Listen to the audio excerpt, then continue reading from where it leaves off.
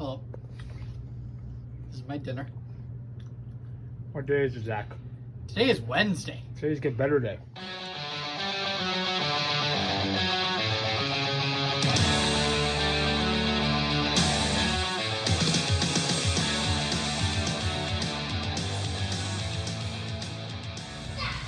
How are you stuck? Your foot stuck? That's awesome. Move it. Why is it sticky? It's like you're freezing every time you walk. Why is there so much water here? What did you do? That was me. What do you mean it wasn't you? It wasn't me. Look at it. It wasn't me. Who was it then? It wasn't me. Was it you? No, it was so What did he do? Was he shooting water? You were shooting the water at the wall, weren't you? No, because it was so watery. There we go. Okay, we gotta get dressed. You gotta put your goalie stuff on. So something we're doing different this year, like I told you guys on Monday, is we're gonna have performance journals.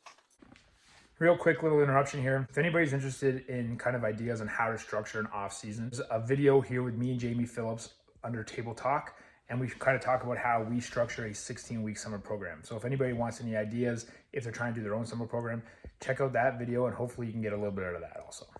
Okay, so basically, after every skate, after every video session, okay, what hopefully is going to happen is, number one, you guys get used to journaling. So when you guys get into season, if you journal after every game, every road trip, every practice, and then you kind of get into a rhythm of doing that, you have kind of a chronology of how you played and things you were doing that were leading up to whether you played well or whether you struggled.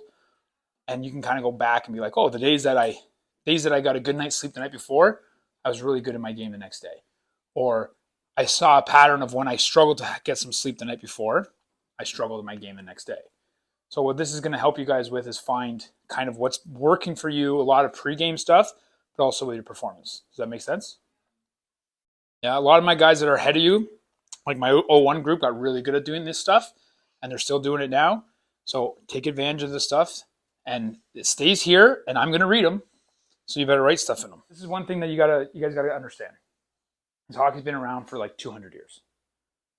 Positioning is the exact same concept for you guys as it was for guys that played in the 70s, as it was for guys that played in the 30s. Guys that are long gone from this world. But the concept of angle and being in the middle of the net is the exact same. Everything else has changed. Equipment, speed of the game, technique of the game, training for the game. Everything else is completely different nowadays.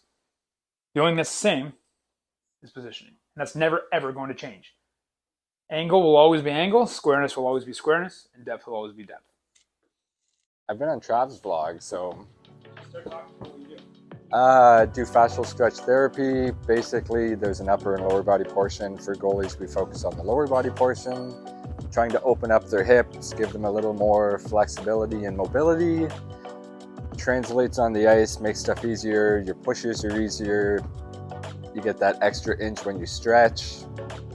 Overall help your game, hopefully. Fascial stretch therapy is a table-based stretching where you're basically going through different ranges of motions with the muscles and the hips, trying to get more length in the muscle and mobilizing the fascia. Some of the pro goalies that I've worked with are Steve Mason from the Philadelphia Flyers, Jake Smith, who plays in Italy,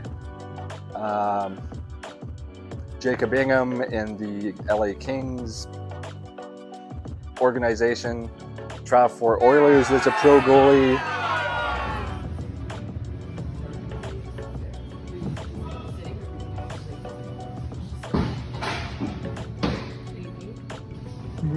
That's really cool. And then is it right or left?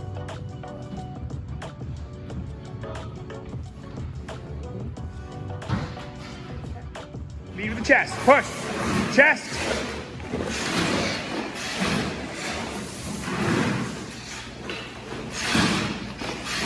Good. Use those edges.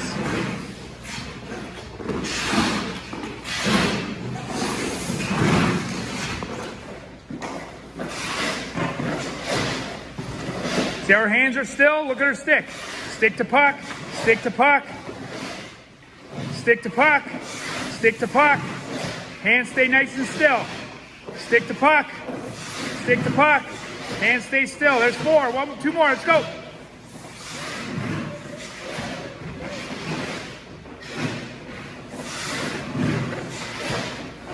Right? If we're thinking a 2-on-1, 3-on-2, those attacks are a lot slower, more controlled because they're waiting for lanes to develop or they're waiting for guys to jump in the play.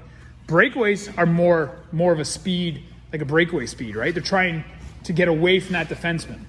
But on an odd man rush here, we're going to hold our pacing. What you're doing as you're backing up is you're changing your speed. Try and keep control of your pace until we move. Okay, and when I say pace, our pacing is the speed that we're backing up. Okay, our backflow pace. Does that make sense? You understand what I'm saying? So you're getting halfway and then you're speeding up for the last half and then moving. Try and hold the same speed until that puck moves and it dictates our next position. Okay, go.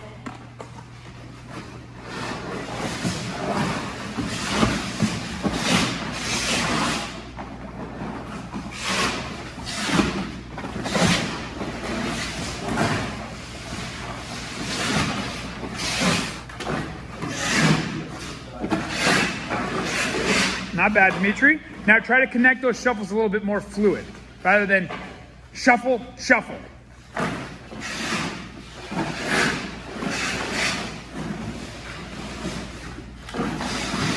Okay, we're still, our chest and our head are moving independently still.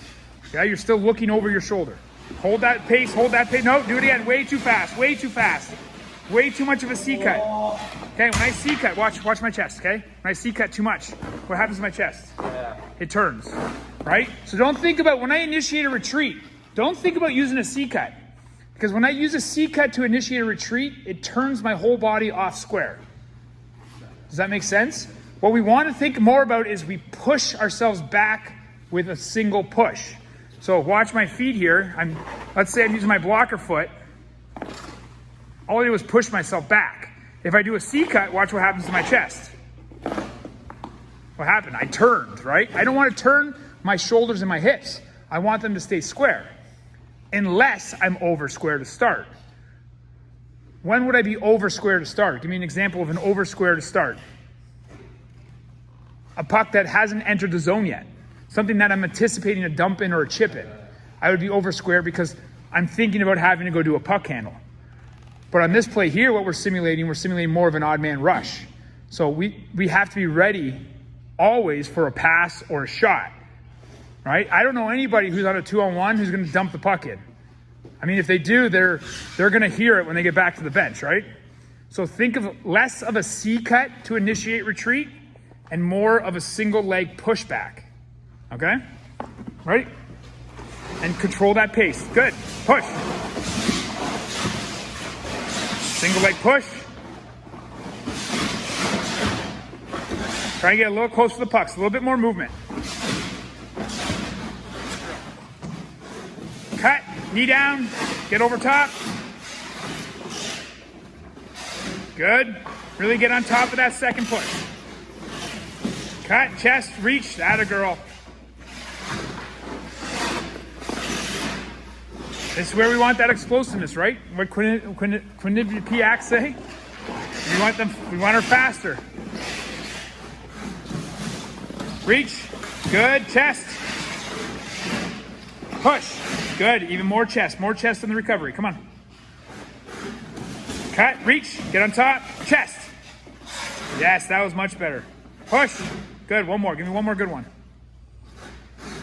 Cut, smother, chest, explode, and push. Good square.